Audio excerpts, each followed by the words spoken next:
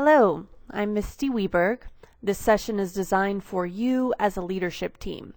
While I do not recommend simply playing this video for a whole group staff development session, you can adapt content for your teachers or other stakeholders as you see fit. Our objectives for today are for you to gain a clear understanding on a foundational level of how Texas public school funding works, and for you to know how to execute the budgeting process in accordance with state law. Today's session is designed as an overview, but if you'd like to do further reading, you can visit one of the resources I'm using by searching for TEA, Texas School Finance 101. You can access Word versions of that document or PDF versions. To understand Texas school finance, we have to understand from where the money is coming. We have three main sources: local school district property taxes, state funds, and federal funds. The bulk of our funding comes from those local dollars and state funds. So we are going to look at TEA's Foundation School Program, or FSP, which determines what money actually makes its way to us at individual school districts. FSP has two main components: operations funding, which provides assistance for district operations and maintenance costs, and facilities funding, which provides assistance with debt services related to school facilities. Before we talk more about operations funding, let's talk briefly about average daily attendance, or ADA. When it comes to school funding, it's easy to feel like our hands are tied. We don't determine the complex formulas set by our state legislature. We haven't any control over property taxes, and so on. But working within the current system, we can make a difference when it comes to student attendance. If you're shaking your head, stick with me. ADA directly impacts how much money reaches your campus. Therefore, student attendance not only impacts each student as an individual learner, it, in part, determines how well we can serve each of those learners. When little Johnny comes to school, he learns, and he also helps us ensure that others learn. The operations funding component of FSP is divided further into three other components.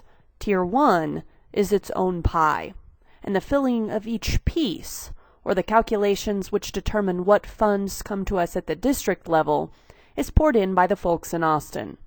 Look at the biggest piece of that Tier 1 pie. Two of the variables are out of your control, but you can affect ADA. Thus, you can work to ensure that your school is receiving more of the money that it needs for kids. Some of you are still shaking your heads. As a leadership team, consider the following. What does the data tell us? Look at your TAPR. Where can your campus improve in terms of attendance? If you've already taken steps to increase attendance, consider what worked and what didn't. Then ask yourselves, how? How do we improve and/or maintain attendance? Instead of looking at what the Texas Education Agency is doing, acknowledge your own agency as a team. What incentives can you offer kids? Secondary campuses, think about exam exemptions. If you have a standard attire campus, could you offer jean days or no uniform days? You know your kids. Brainstorm together. Then consider who will make all of this possible. How will you educate and involve stakeholders on your campus?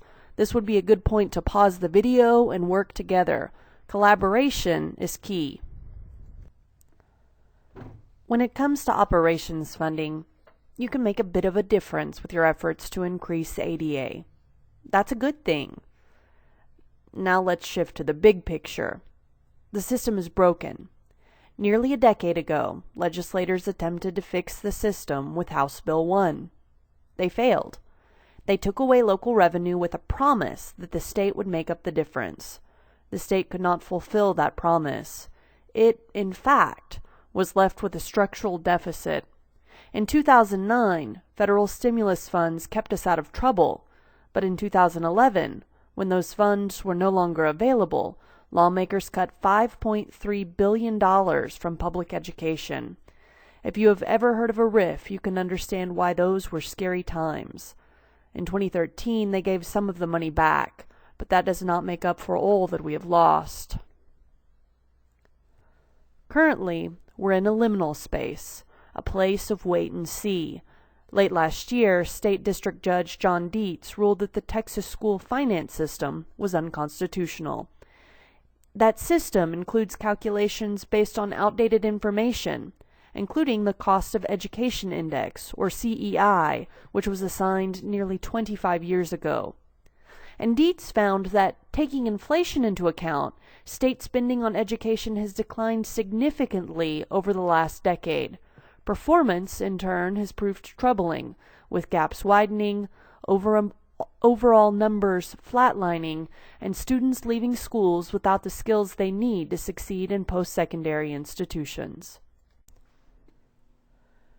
As we wait for word from the 84th legislative session, it is important that we make the most of the resources that we do have, and that we execute the budget process, planning, preparation, and evaluation within the bounds of the law. The state, TEA, and local education agencies, or districts, set out specific legal requirements regarding the budgeting process.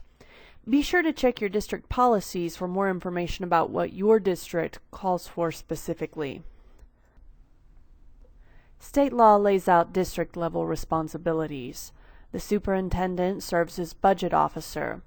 If she or he follows TEA's recommendation, then through interaction with the school board, she or he establishes the budget process and defines related roles and responsibilities. The budget must be ready by a date set by the State Board of Education. Unless a school district's fiscal year starts July 1st, then that date is in late August. The law also calls for transparency.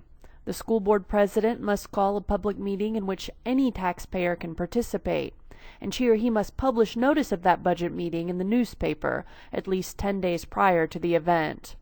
If the district has a website, then a summary of proposed budget must be posted on it. If a district does not have a website, then that summary of the proposed budget has to be posted at their central administrative office. The law calls for specifics to be included in that summary.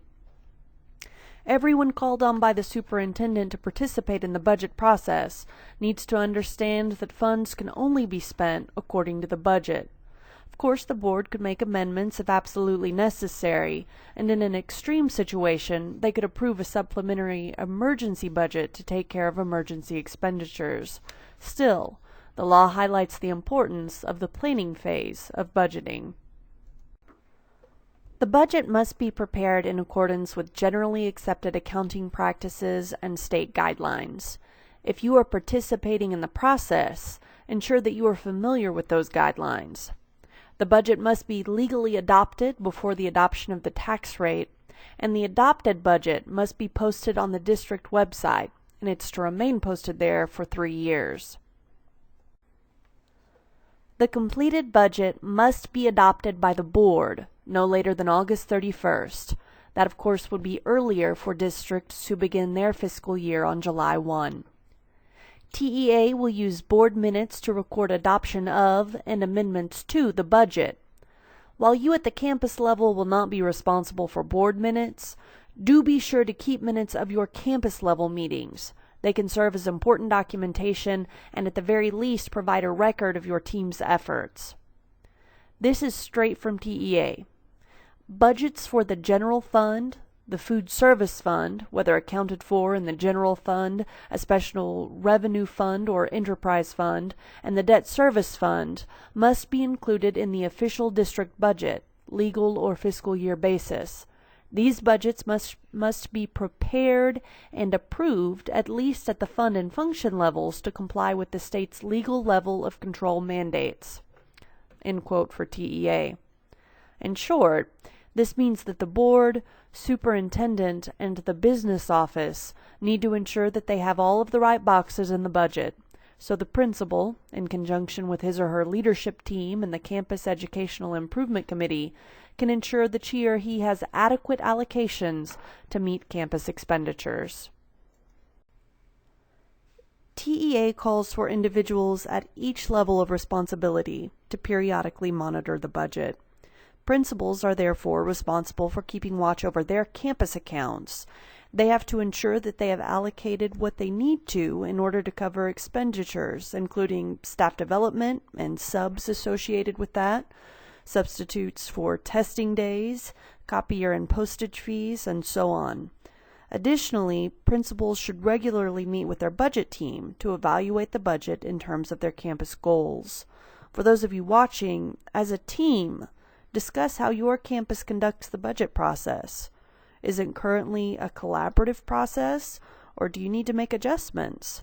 How can you, together, make the most of what you have available to you and to your students?